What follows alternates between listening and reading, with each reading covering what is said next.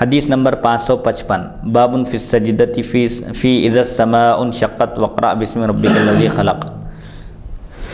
سورہ انشقاق، اذا السماء انشقت اور سورہ علق اقرأ بسم ربک الذی خلق، ان دونوں صورتوں میں سجدہ ہے، سجدہ تلاوت ہے جو واجب ہے۔ 30ویں پارے میں 2 صورتیں ایسی ہیں جن میں سجدہ ہے۔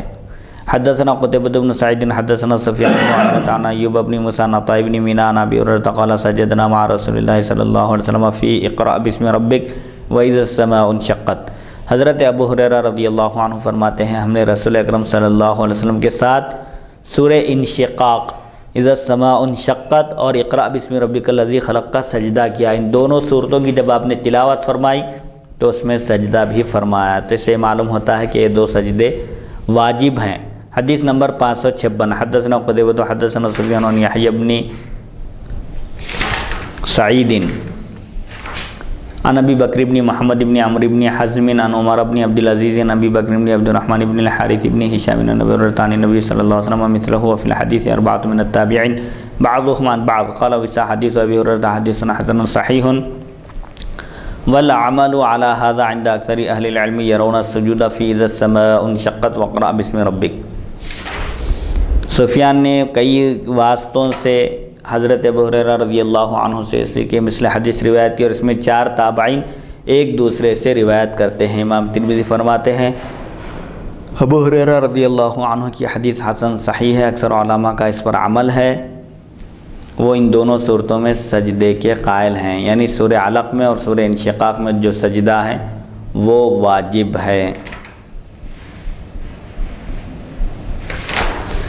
باب ما جاء فی السجدۃ فی النجم، سورہ نجم کا سجدہ بھی واجب ہے۔ حدیث نمبر 557 حدثنا ہارون بن عبد اللہ البزار حدثنا عبد الصمد بن عبد الوارث حدثنا ابی ایوب عن ایوب عن اکرمۃ عن ابن عباس قال سجد رسول اللہ صلی اللہ علیہ وسلم فیہا یعنی النجم فالمسلمون والمشرکون والجن والانس وفی الباب ابن مسعود وابی ہریرہ قال وصح حدیث ابن عباس حدیث حسن صحیح والعمل على هذا عند بعض اهل العلم يرون السجود في سورة النجم وقال بعض اهل العلم من اصحاب النبي صلى الله عليه وسلم وغيرهم ليس في المفصل سجدة وهو قول مالك بن انس والقول الاول وصح وبه يقول الثوري وابن المبارك والشافعي واحمد واسحاق۔ حضرت ابن عباس رضی اللہ عنہما فرماتے ہیں رسول اکرم صلی اللہ علیہ وسلم نے سورہ نجم کا سجدہ فرمایا، سورہ نجم کی تلاوت فرمائی شروع سے آخر تک، اور آخری آیت پر سجدہ ہے، اس آیت کی تلاوت کے بعد آپ نے سجدہ تلاوت فرمایا۔ مسلمانوں، مشرکوں، جنوں اور انسانوں نے تمام نے سجدہ کیا۔ جس وقت جس محفل میں سورہ نجم کی تلاوت کی گئی مشرکین مکہ بھی موجود تھے، کفار قریش بھی سجدہ کیے، تمام مسلمان سجدے میں چلے گئے حضور اکرم صلی اللہ علیہ وسلم کی اقتداء میں۔ اس موقع پر مشرکین بھی سجدے میں چلے گئے، جن اور انس تمام نے سجدہ کیا۔ مشرکین سجدہ کیوں کیا اس وقت؟ اس لیے کہ سورہ نجم کے پہلے رکوع میں ان کے بتوں کا ذکر تھا، لات اور عزا، منات کا، تو وہ لوگ بھی سجدہ کیے۔ اس باب میں حضرت ابن مسعود اور ابو ہریرہ رضی اللہ عنہم سے بھی روایت منقول ہیں۔ امام ترمذی فرماتے ہیں حدیث ابن عباس حسن صحیح ہے، بعض علماء کا اس پر عمل ہے، وہ سورہ نجم میں سجدے کے قائل ہیں۔ بعض فقہا فرماتے ہیں کہ سورہ نجم کا سجدہ بھی واجب ہے، جن میں احناف بھی ہیں، امام شافعی بھی ہیں، امام احمد اور امام اسحاق بھی ہیں۔ البتہ امام مالک رضی اللہ عنہ کا قول یہ ہے کہ سورہ نجم میں جو سجدہ ہے وہ واجب نہیں ہے۔ بعض علماء فرماتے ہیں مفصل میں سجدہ نہیں ہے، جو صورتیں تفصیلی ہیں مفصلات کہلاتی ہیں، ان میں سجدہ نہیں ہے، لہٰذا سورہ نجم بھی مفصلات میں سے ہے، اس لیے اس میں جو سجدہ ہے وہ سجدہ تلاوت واجب نہیں ہے۔ یہ امام مالک بن انس کا قول ہے، لیکن پہلا قول زیادہ صحیح ہے۔ سفیان ثوری، ابن مبارک، امام شافعی اور امام احمد اور امام اسحاق رحمہ اللہ اسی کے قائل ہیں۔ باب ما جاء من لم یسجد فیہ، جو سورہ نجم کی تلاوت کی اور سجدہ نہیں کیا اس کا بیان۔ اب اس سلسلے میں احناف یہ کہتے ہیں کہ فی الفور سجدہ واجب نہیں ہے، زندگی بھر میں کبھی بھی اس سجدے کو ادا کیا جا سکتا ہے، بہرحال ذمے میں باقی رہے گا، وہ فی الفور کرنا واجب نہیں ہے۔ حدثنا يحيى بن موسى حدثنا وكيع عن ابن ذئب عن يزيد بن عبد الله بن قصيط عن عطاء بن يسار عن زيد بن ثابت قال قرأت على رسول الله صلى الله عليه وسلم النجم فلم يسجد فيها قال وصح حديث زيد بن ثابت حديث حسن صحيح وتأول بعض أهل العلم هذا الحديث فقال إنما ترك النبي صلى الله عليه وسلم السجود لأن زيد بن ثابت حين قرأ فلم يسجد لم يسجد النبي صلى الله عليه وسلم وقالوا السجدة واجبة على من سمعها ولم يرخصوا في تركها وقالوا إن سمع الرجل وهو على غير وضوء فإذا توضأ سجد وهو قول سفيان وأهل الكوفة وبه يقول إسحاق وقال بعض أهل العلم إنما السجدة على من أراد أن يسجد فيها والتمس فضلها ورخصوا في تركها قالوا إن أراد ذلك واحتجوا بالحديث المرفوع حديث زيد بن ثابت قال قرأت على النبي صلى الله عليه وسلم النجم فلم يسجد فقالوا لو كانت السجدة واجبة لم يترك النبي صلى الله عليه وسلم زيدا حتى كان يسجد ويسجد النبي صلى الله عليه وسلم واحتجوا بحديث عمر أنه قرأ سجدة على المنبر فنزل فسجد ثم قرأها في الجمعة الثانية فتهيأ الناس للسجود فقال إنها لم تكتب علينا إلا أن نشاء فلم يسجد ولم يسجدوا وذهب بعض أهل العلم إلى هذا وهو قول الشافعي وأحمد۔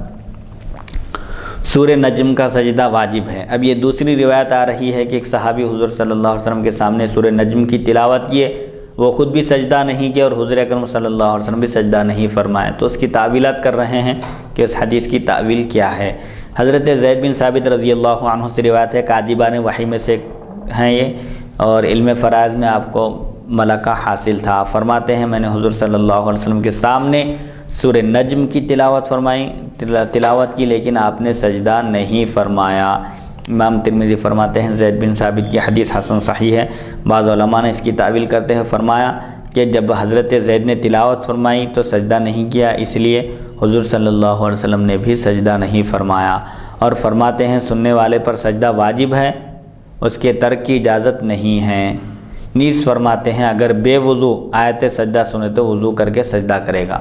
تعویل کر رہے ہیں کہ سجدہ نہیں کیے، باوضو نہیں تھے اس لیے سجدہ نہیں کیے، یا فی الفور سجدہ واجب نہیں ہے اسی لیے سجدہ نہیں کیے، یا سجدے کی اجازت ہے، اگر فضیلت حاصل کرنا چاہے تو کر سکتے ہیں، اگر کوئی چھوڑنا چاہے تو وہ چھوڑ بھی دے سکتا ہے۔ بعض ائمہ کا یہ خیال ہے، لیکن احناف کے پاس یہ سجدہ واجب ہے۔ اس حدیث کی تعویل یہ ہے کہ سجدہ چونکہ فی الفور واجب نہیں ہے اس لیے اس وقت نہیں کیے، یا کوئی مقام نہیں تھا مناسب سجدہ کرنے کا اس لیے سجدہ نہیں فرمائے۔ یا یہ ہو سکتا ہے کہ وضو کرنا تھا، بغیر وضو کے سجدہ نہیں کیا جا سکتا، اس کے لیے شرط وہی ہے جو نماز کے سجدے کے لیے شرط ہے، قبلے کی طرف رخ کرنا، باطہارت ہونا، باوضو ہونا اور ستر عورت ہونا، یہ سب شرائط ہیں۔ تو اگر کوئی شخص سجدے کی آیت کی تلاوت کرے یا سنے، اس وقت باوضو نہیں تھا، بے وضو تھا، تو وضو کر کے اس کو سجدہ کرنا لازم ہے اس پر۔ زبانی تلاوت بغیر وضو کے بھی کی جا سکتی ہے، لیکن آداب یہ ہیں کہ باوضو تلاوت کریں۔ البتہ جہاں تک قرآن کو چھونے کا مسئلہ ہے تو وہ بے وضو نہیں چھو سکتے، بغیر وضو کیے کہ قرآن کو نہیں چھو سکتے، البتہ زبانی پڑھ سکتے ہیں، لیکن وہ بھی آداب کے خلاف ہے۔ سفیان ثوری اور اہل کوفہ کا یہی مسلک ہے کہ سورہ نجم کا سجدہ واجب ہے، البتہ سجدہ فی الفور واجب نہیں ہے۔ اگر کوئی بے وضو ہے، سجدے کی آیت سنتے وقت بے وضو ہے تو اس کو وضو کر کے سجدہ کرنا چاہیے۔ امام اسحاق بھی یہی فرماتے ہیں، بعض علماء فرماتے ہیں سجدہ اس پر واجب ہے جو کرنا چاہے اور اس کی فضیلت کا طالب ہو، اگر نہ کرنا چاہے تو اس کو چھوڑنے کی بھی اجازت ہے۔ بعض فقہا یہ فرماتے ہیں کہ جو سجدہ کرنا چاہتا ہے اس پر واجب ہے، سجدے کی فضیلت حاصل کرنا چاہتا ہے تو اس کو سجدہ کرنا چاہیے، اگر کوئی نہ کرنا چاہے تو اس کو شرعاً اجازت بھی ہے چھوڑنے کی۔ انہوں نے حضرت زید بن ثابت کی مرفوع حدیث سے استدلال کیا ہے، وہ یہ کہ حضرت زید فرماتے ہیں میں نے حضرت صلی اللہ علیہ وسلم کے سامنے سورہ نجم کی تلاوت کی اور آپ نے سجدہ نہیں کیا۔ وہ فرماتے ہیں اگر سجدہ واجب ہوتا تو حضور صلی اللہ علیہ وسلم حضرت زید کو اس وقت تک نہ چھوڑتے جب تک کہ وہ سجدہ نہ کر لیتے، اور خود بھی حضور صلی اللہ علیہ وسلم خود سجدہ فرماتے۔ جو لوگ یہ کہتے ہیں کہ سورہ نجم کا سجدہ واجب نہیں ہے، ان کی دلیل کیا ہے؟ حضرت زید بن ثابت رضی اللہ عنہ کی یہ روایت جس میں انہوں نے سورہ نجم کی تلاوت کی اور حضور صلی اللہ علیہ وسلم کی سورہ نجم سماعت فرمائی آپ نے، لیکن دونوں نے سجدہ نہیں کیا۔ اگر سجدہ واجب ہوتا تو خود حضور صلی اللہ علیہ وسلم بھی سجدہ فرماتے اور زید بن ثابت سے بھی کہتے کہ سجدہ واجب ہے، سجدہ کرو، سجدہ کرنے تک نہ چھوڑتے۔ نیز ان علماء نے حضرت عمر رضی اللہ عنہ کی حدیث سے بھی استدلال کیا کہ آپ ممبر پر سجدے کی آیت کی تلاوت فرمائی، پھر اتر کر سجدہ کیا، پھر دوسرے جمعہ میں بھی اسے پڑھا، لوگ سجدہ کرنے کے لیے تیار ہو گئے تو آپ نے فرمایا ہم پر فرض نہیں ہے، یہ سجدہ ہم پر فرض نہیں ہے، اگر ہم چاہیں تو کریں، چنانچہ نہ تو آپ نے سجدہ کیا اور نہ ہی لوگوں نے۔ بعض علماء کا اس پر عمل ہے، امام شافعی اور امام احمد رحمہ اللہ بھی اسی کے قائل ہیں۔ وہ حضرات یہ کہتے ہیں کہ سورہ نجم کا سجدہ واجب نہیں ہے۔ عام طور پر صرف احناف کے بعد سجدہ واجب ہے، دوسرے ائمہ فرماتے ہیں کہ اختیار ہے، چاہے تو کرے چاہے تو نہ کرے، کیونکہ حضرت عمر رضی اللہ عنہ نے بھی ایک جمعہ کے موقع پر سجدے کی تلاوت فرمائی، اتر کر سجدہ فرمایا، لوگ بھی سجدہ کیے، پھر دوسرے جمعہ کو اسی صورت کی تلاوت فرمائی، سجدہ نہیں کیا۔ لوگوں نے پوچھا، لوگ تیار ہو گئے سجدے کے لیے، تو آپ نے فرمایا کہ سجدہ ہم پر فرض نہیں ہے، اگر ہم کرنا چاہیں تو کر سکتے ہیں، اس کی فضیلت ملے گی سجدہ کرنے کی۔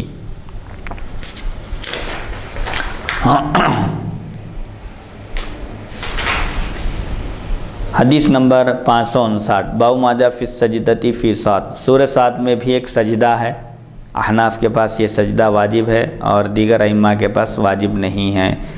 حدثنا ابن عمر حدثنا سفیان عن ایوب عن عکرمہ عن ابن عباس قال رأیت رسول اللہ صلی اللہ علیہ وسلم یسجد فی صاد قال ابن عباس وليست من عزائم السجود قال وهذا حدیث حسن صحیح واختلف اہل العلم من اصحاب النبی صلی اللہ علیہ وسلم وغیرہم فی هذا فرأى بعض اہل العلم ان يسجد فیها وهو قول سفیان وابن المبارک والشافعی واحمد واسحاق ونقبہ وقال بعضهم انها توبۃ نبی ولم يروا السجود فیها۔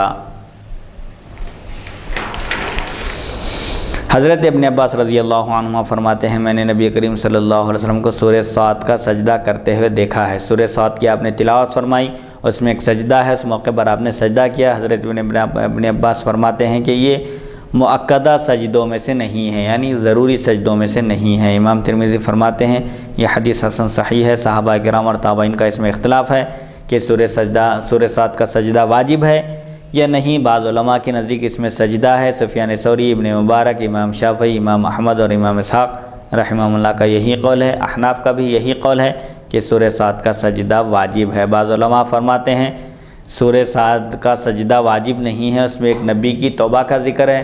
حضرت داؤد علیہ السلام سے ایک لغزش ہو گئی تھی، آپ نے اللہ کی بارگاہ میں توبہ و استغفار کیا اور سجدہ کیا، تو ایک نبی کا سجدہ ہے، یہ نبی کی توبہ کا ذکر ہے، اس میں ہم پر سجدہ واجب نہیں ہے، یہ بعض فقہا کا خیال ہے۔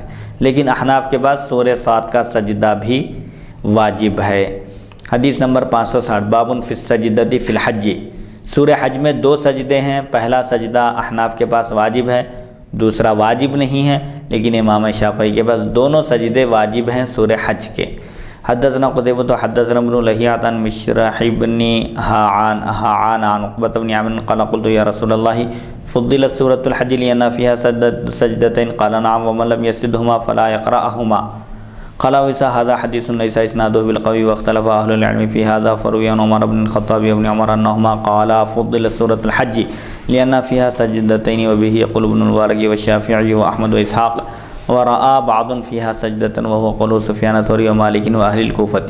حضرت عقبہ بن عامر فرماتے ہیں میں نے عرض کیا یا رسول اللہ صلی اللہ علیہ وسلم، سورہ حج کی اس لیے فضیلت ہے کہ اس میں 2 سجدے ہیں۔ سورہ حج کو جو دیگر صورتوں پر فضیلت دی گئی ہے، کیا اس کی وجہ یہ ہے کہ اس میں 2 سجدے ہیں؟ تو آپ صلی اللہ علیہ وسلم نے فرمایا ہاں، اور جو یہ شخص یہ سجدے نہ کرے اسے چاہیے کہ وہ اس کی تلاوت ہی نہ کرے۔ امام ترمذی فرماتے ہیں اس حدیث کی سند قوی نہیں، اور اس میں علماء کا اختلاف ہے۔ حضرت عمر ان کے صاحبزادے حضرت عبداللہ رضی اللہ عنہ فرماتے ہیں سورت کی فضیلت اس لیے ہے کہ اس میں 2 مرتبہ سجدے ہیں۔ ابن مبارک، امام شافعی، امام احمد اور امام اسحاق رحمہ اللہ کا بھی یہی قول ہے۔ بعض علماء کے نزدیک اس میں ایک ہی سجدہ ہے، سفیان ثوری، امام مالک اور اہل کوفہ کا یہی مسلک ہے۔ احناف کے بعد سورہ صاد میں صرف ایک ہی سجدہ ہے، سورہ حج میں 1 سجدہ ہے، دوسرا سجدہ واجب نہیں ہے۔ حدیث نمبر 561، باب ما جاء ما يقول في سجود القرآن۔ سجدے تلاوت میں کیا پڑھنا چاہیے؟ حدثنا قتيبة حدثنا محمد بن يزيد بن خنيس حدثنا الحسن بن محمد بن عبد الله بن ابي يزيد قال لابن جريج يا حسن اخبرني عبيد الله بن ابي يزيد عن ابن عباس قال جاء رجل الى النبي صلى الله عليه وسلم فقال يا رسول الله اني رايتني الليله وانا نائم كاني اصلي خلف شجره فسجدت الشجره للسجود فسمعتها وهي تقول اللهم اكتب بها عندك اجرا وضع عني بها وزرا وجعلها عندك ذخرا وتقبلها مني كما تقبلتها من عبدك وداود۔ قال قال علی ابن جریج قال علی جدک قال ابن عباس فقرأ نبی صلی اللہ علیہ وسلم سجدة ثم سجد فقال ابن عباس سمعته وهو يقول مثل ما أخبره رجل عن قول شجرة وفي الباب نبی سعید وقال ویسا هذا حدیث غریب من حدیث ابن عباس لا نعرفه الا من هذا الوجه۔ حضرت ابن عباس رضی اللہ عنہما فرماتے ہیں ایک شخص نے بارگاہ رسالت میں آپ صلی اللہ علیہ وسلم میں حاضر ہو کر عرض کیا یا رسول اللہ صلی اللہ علیہ وسلم میں نے رات کو خواب میں دیکھا، اپنے آپ کو دیکھا کہ میں ایک درخت کے پیچھے کھڑا ہو کر نماز پڑھ رہا ہوں، میں نے سجدہ کیا تو درخت نے بھی سجدہ کیا، میں نے اسے یہ کہتے ہوئے سنا۔ درخت حالت سجدہ میں یہ کہہ رہا تھا اللہ میرے لیے اس کے بدلے میں اپنے ہاں ثواب لکھ دے اور اس کے بدلے مجھ سے بوجھ اتار دے، یعنی میرے گناہ مٹا دے، اسے میرے لیے آخرت کا خزانہ بنا دے اور اسے مجھے اور اس سجدے کو مجھ سے اس طرح قبول فرما جس طرح تو نے اپنے بندے داؤد علیہ السلام سے قبول فرمایا۔ امام حسن فرماتے ہیں مجھ سے ابن جریج نے بیان کیا، وہ فرماتے ہیں مجھ سے تمہارے دادا عبید اللہ بن ابی یزید نے بیان کیا۔ حضرت ابن عباس فرماتے ہیں نبی کریم صلی اللہ علیہ وسلم نے سجدے کیا، تلاوت فرمائی اور سجدہ کیا۔ حضرت ابن عباس فرماتے ہیں میں نے آپ کو وہی کلمات پڑھتے ہوئے سنا جو درخت کا واقعہ بیان کرنے والے شخص نے کہے تھے۔ اس بات میں حضرت ابو سعید رضی اللہ عنہ سے بھی روایت ہے۔ امام ترمذی فرماتے ہیں یہ حدیث حضرت ابن عباس رضی اللہ عنہما کی روایت سے غریب ہے اور ہم اسے صرف اسی سند سے جانتے ہیں۔ بہرحال یہ سجدے تلاوت جب کیا جاتا ہے، نفل نمازوں کے سجدے میں بھی دعاؤں کا ذکر ہے، سجدے تلاوت کے موقع پر بھی اس طرح کی دعا کی جا سکتی ہے، یہ مسنون ہے۔ حدیث نمبر 562 حدثنا محمد بن بشار حدثنا عبد الوهاب الثقفي حدثنا خالد الحذاء عن ابي العالية عائشة قالت كان رسول الله صلى الله عليه وسلم يقول في سجود القرآن بالليل سجد وجهه للذي خلقه وشق سمعه وبصره بحوله وقوته قال ويسا هذا حديث حسن صحيح۔ حضرت عائشہ صدیقہ رضی اللہ تعالی عنہا نے فرمایا نبی کریم صلی اللہ علیہ وسلم رات کے سجدے تلاوت میں پڑھتے، سجدے تلاوت میں عام طور پر آپ یہ پڑھا کرتے تھے میرے چہرے نے اس ذات کو سجدہ کیا جس نے اسے پیدا کیا اور اپنی قدرت و طاقت سے اس میں کان اور آنکھیں بنائی۔ امام ترمذی فرماتے ہیں یہ حدیث حسن صحیح ہے، یعنی اللہ تعالیٰ کی تعریف بیان کرتے تھے کہ میں اس ذات کو سجدہ کر رہا ہوں جس نے مجھے پیدا کیا اور اپنی قدرت اور طاقت سے مجھے سننے کی اور دیکھنے کی طاقت عطا فرمائی۔ الحمدللہ آج کی نشست حدیث نمبر 562 پر ختم ہوتی ہے۔ میں اللہ تعالیٰ سے دعا کرتا ہوں کہ اللہ تعالیٰ ہم سب کو سننے اور سنانے سے زیادہ احکام شریعت پر عمل کرنے کی توفیق عطا فرمائے۔ وصلی اللہ تعالیٰ علی خیر خلقہ سیدنا محمد و آلہ و صحبہ اجمعین والحمد للہ رب العالمین۔